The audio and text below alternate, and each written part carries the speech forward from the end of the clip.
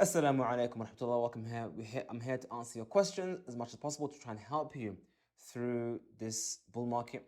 So, question, as you always get with the bull markets, price action. Where's Bitcoin going to go?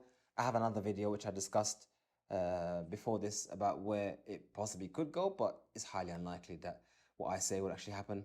Maybe Bitcoin will just go sideways. Maybe it will go down. Who knows? What we should do is focus on what we get from Bitcoin. What properties does Bitcoin have that helps us? It is censorship resistant. I can send Bitcoin to whom I want, when I want, without anyone stopping me. That's very important. We can send it across borders. There's so many properties that Bitcoin has that the price action is kind of a distraction. But moving on. We are in a bull market. We do have, it does occur in 4-year cycles, and 4-year cycles. So based on previous action, the top of the market should technically be somewhere around the end of next year. Take that information for what you wills.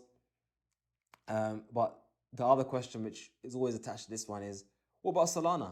What about XRP? What about Doge? Yeah, I mean, no doubt in a bull market, they will go up like Bitcoin go up. Some of them will go up faster than Bitcoin. But this is the problem. That's a bit of a gamble. There's no guarantees that it will go up faster than Bitcoin. And more importantly than that, there's no guarantees that you will actually sell when it goes up. What often happens with most people is that they buy into a altcoin, they ride it all the way up, and they ride it all the way down. That's what it is, man. So if you do want to dive into the altcoin forest, be my guest. Go ahead. Make sure you don't engage in haram coins, but be aware and take my warning that although I don't deny you may make some profits.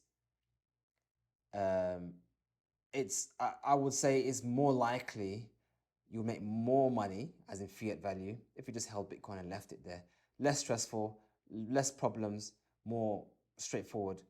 But that's just my point of view. You can disagree, but no doubt if you speak to anyone who's been in this market for more than a few cycles, they will always tell you, almost all of them will say, yeah, I did try, but whenever I tried, by the end of the bull market, I actually ended up with less Bitcoin than when I started. And that is actually a sad reality. Most people actually end up with less Bitcoin than if they just held when it started, if they just held it.